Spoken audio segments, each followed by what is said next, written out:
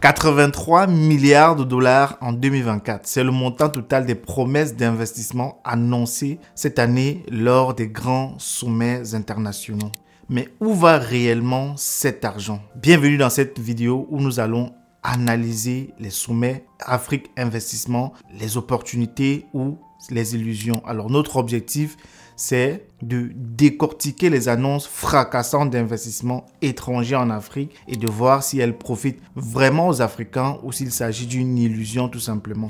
Alors accrochez-vous parce qu'on va plonger ensemble dans les faits concrets, savoir si ce sont des illusions massives ou ce sont des investissements massifs. Depuis l'an 2000, sommet après sommet, les promesses d'investissement se multiplient sur le continent africain. On parle d'un total de 770 milliards de dollars d'intentions d'investissement annoncées lors des différents sommets dédiés à l'Afrique, organisés souvent par les États-Unis, par l'Europe, par le Japon, la Chine, l'Inde, la Russie ou encore même l'Arabie Saoudite. Bref, vous avez compris, tous les partenaires commerciaux du continent africain aujourd'hui. Alors, on ne compte plus les forums, les conférences internationales, notamment le FOFAC, le forum Chine-Afrique, le sommet États-Unis-Afrique, le sommet Russie-Afrique, le sommet Turquie-Afrique, sans oublier les conférences Japon-Afrique, le TICAD ou encore Europe, Afrique, etc., etc. À chaque fois, des milliards sont promis, l'enthousiasme est là, mais qu'en est-il concrètement de tout ça? Alors, voici des exemples concrets de promesses d'investissement. Notamment, le premier ici, c'est le sommet Italie-Afrique à 2024 à Rome. On avait dévoilé un plan d'investissement de 6 milliards de dollars pour pouvoir soutenir le développement. Mais jusqu'ici, qu'est-ce qui a été fait concrètement? En Corée du Sud, lors du sommet Corée-Afrique en juin 2024 à Séoul, le président Yoon Suk Yeol s'est engagé à 24 milliards de dollars d'investissement et d'aide d'ici 2030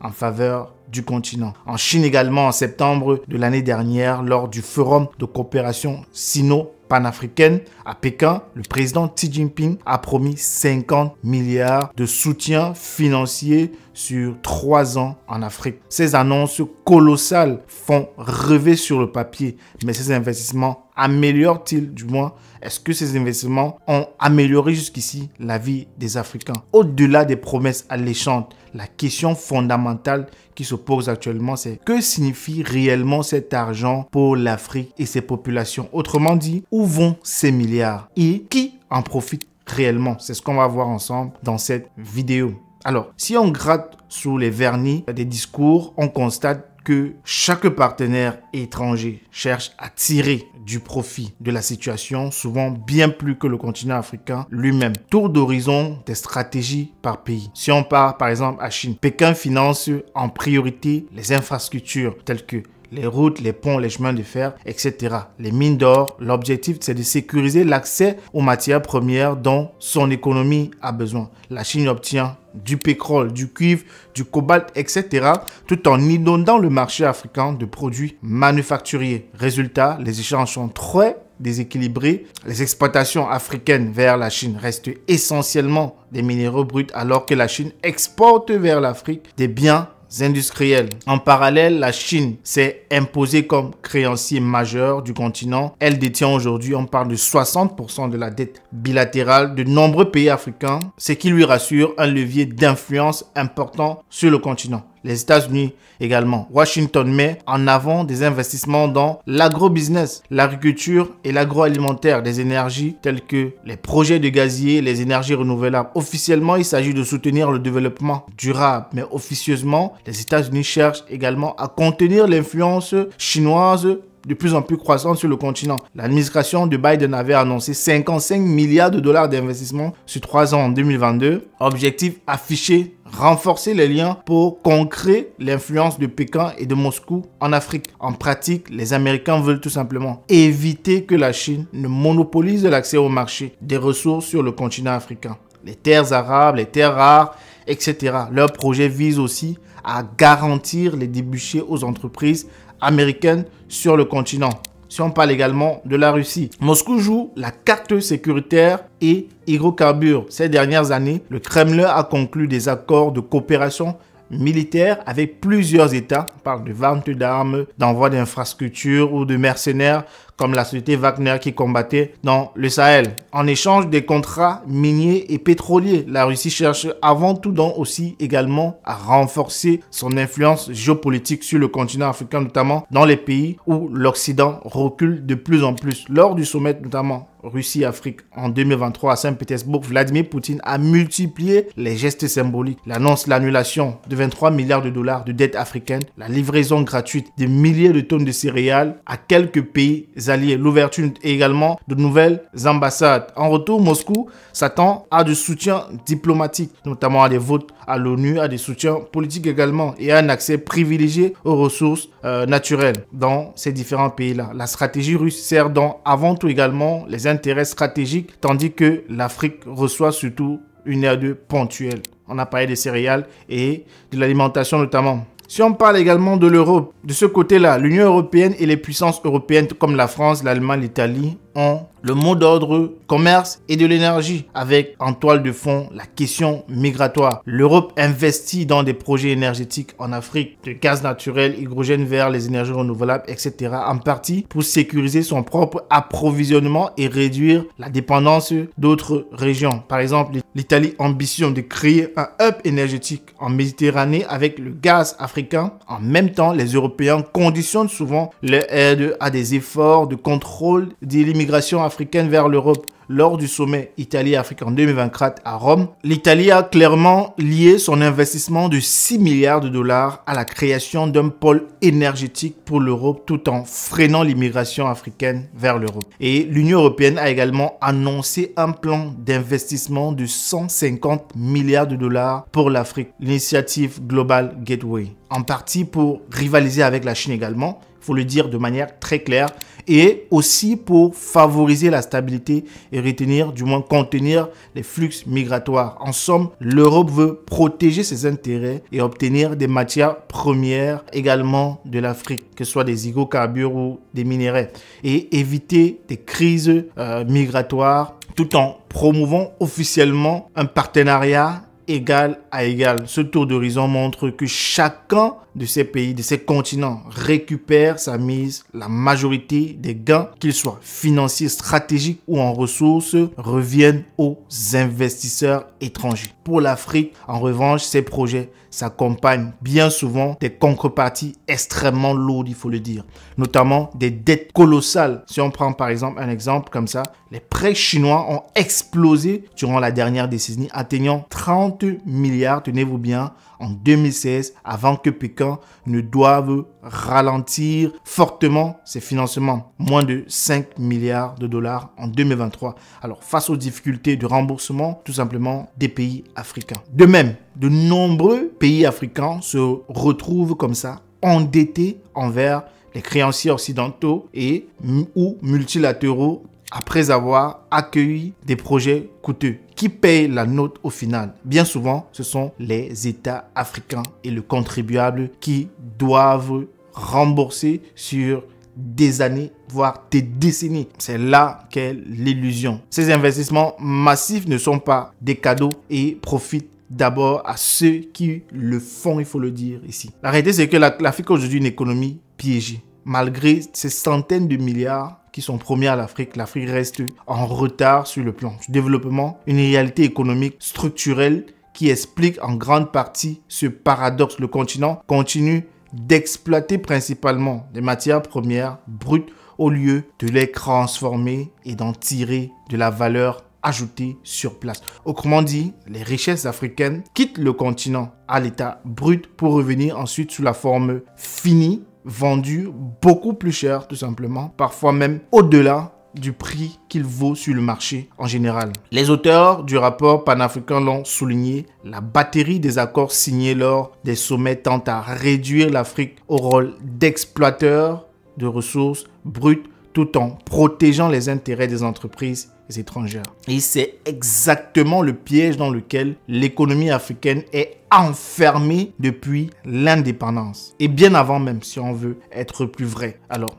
un exemple concret ici, c'est si on prend le cacao en Côte d'Ivoire et en Afrique de l'Ouest, que ce soit également au Ghana, qui produit environ 65% du cacao mondial. La matière première indispensable au chocolat. Pourtant, la plupart des fèves de cacao sont exporté vers l'Europe ou vers l'Asie pour y être transformé en chocolat, qui est ensuite revendu bien plus cher sur le marché africain. Les producteurs africains eux-mêmes ne touchent qu'une fraction infime de la manne du chocolat, s'il faut le dire honnêtement. Alors, la Côte d'Ivoire et le Ghana représentent 65% pourtant de la production de cacao, mais les agriculteurs de ces deux pays gagnent moins de 6% du revenu total de l'industrie du chocolat, évalué aujourd'hui dans le monde à 130 milliards de dollars par an. En clair, sur une tablette de chocolat à 2 € sur le marché européen, seulement quelques centimes reviennent aux planteurs ivoiriens ou ghanéens. Ce déséquilibre colossal illustre le manque à gagner que l'Afrique a aujourd'hui. On exporte des fèves de cacao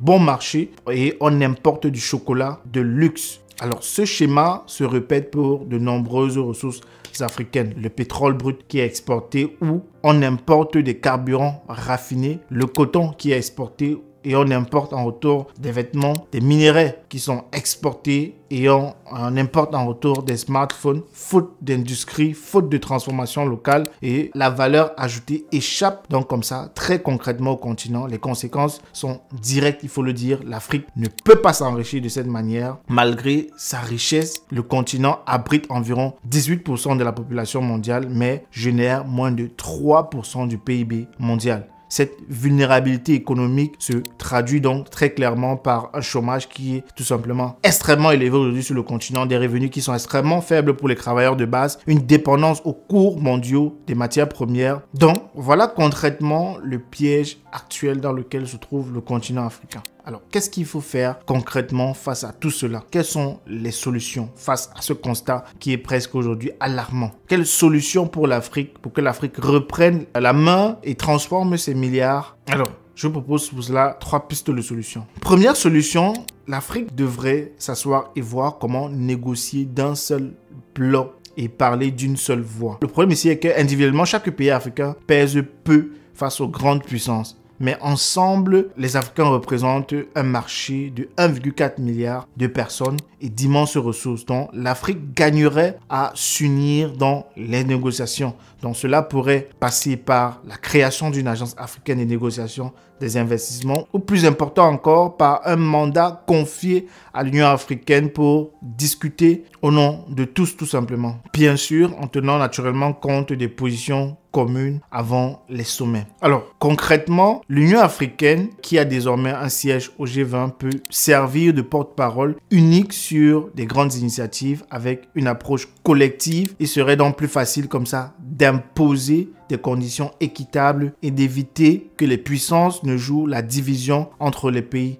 De plus, l'Afrique dispose déjà d'un outil d'assistance comme la Facilité africaine de soutien juridique, African Legal Support Facility, créée à la Banque africaine de développement pour aider à négocier des contrats complexes. Donc, en négociant en bloc, les Africains peuvent mieux défendre leurs intérêts et éviter des accords léonines. Alors, la deuxième solution serait d'exiger des conditions bénéfiques dans chaque investissement. Il ne s'agit pas de refuser les investissements étrangers, mais de mieux les encadrer concrètement. Chaque milliard entrant en Afrique devrait s'accompagner de retombées locales tangibles. Un exemple concret, si un pays signe par exemple pour l'exportation de son minerai et peut exiger la contribution d'une usine de transformation sur place plutôt que d'exporter le minerai brut. De même, accueillir un investisseur étranger dans l'agriculture où l'énergie doit se faire sous condition de transfert de technologie et de formation de la main-d'œuvre locale. Il faut que les projets créent des emplois pour les Africains et développent le tissu industriel local, pas seulement qu'ils extraient des ressources naturelles comme ça. De plus en plus de pays cherchent à appliquer ce principe. On parle par exemple du Nigeria. Par exemple, le Nigeria impose aujourd'hui un contenu local minimum dans un secteur pétrolier. Alors, pour que les services des emplois bénéficient au Nigeria, le Ghana et la Côte d'Ivoire se sont alliés pour obtenir un meilleur prix du cacao et investissent dans des unités de broyage locales. L'idée, c'est de garder la plus grande partie de la chaîne de valeur en Afrique. Les gouvernements africains ont le pouvoir d'insérer ces exigences dans les contrats. Encore faut-il que la volonté politique suive, ainsi que la coordination régionale. En gros, il ne faut plus accepter les contrats clés en main, déséquilibrés, mais négocier de vraies contreparties, des usines, des emplois, du savoir-faire pour les populations. Et la troisième solution ici serait de financer nos propres projets par nous-mêmes. L'Afrique doit compter sur ses propres forces et investir elle-même dans son développement. Cela peut être paradoxal vu le besoin financier, mais le continent possède d'importantes ressources financières internes souvent sous-exploitées, des fonds souverains, des caisses de retraite, les banques régionales, le capital de la diaspora, etc. Et sans oublier le secteur privé africain en croissance, en forte croissance. Créer des fonds d'investissement africains dédiés aux infrastructures et à l'industrialisation ou à l'innovation permettrait de mobiliser cet argent localement. Par exemple, la Banque africaine de développement a lancé un fonds Africa 50 et l'African Investment Forum pour attirer les capitaux africains et internationaux sur des projets structurants. Lors de la dernière édition de l'Africa Investment Forum, pas moins de 29 milliards de dollars d'investissement ont été mobilisés pour les projets en Afrique. C'est la preuve très concrète que lorsque l'initiative vient du continent, les investisseurs suivent les projets aboutissent. L'idée n'est pas du tout de se financer seul, mais d'avoir des cofinancements africains significatifs dans chaque projet afin de garder la maîtrise. En finançant nous-mêmes nos projets, nos priorités, c'est-à-dire l'énergie, l'agriculture, la santé, l'éducation, on réduit la dépendance aux bailleurs externes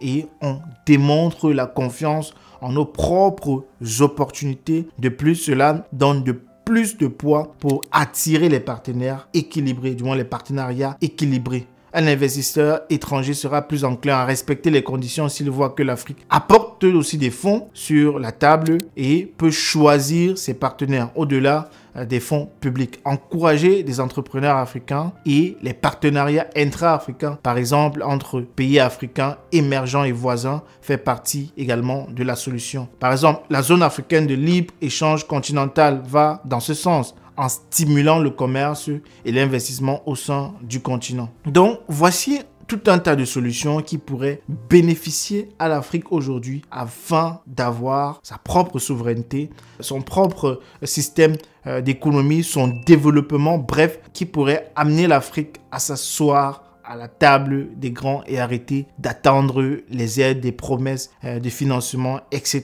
Alors, je ne sais pas ce que vous pensez de cette vidéo. Laissez-moi savoir vos avis en commentaire. Partagez-la autour de vous. On se donne rendez-vous à très bientôt pour une prochaine vidéo. Ciao.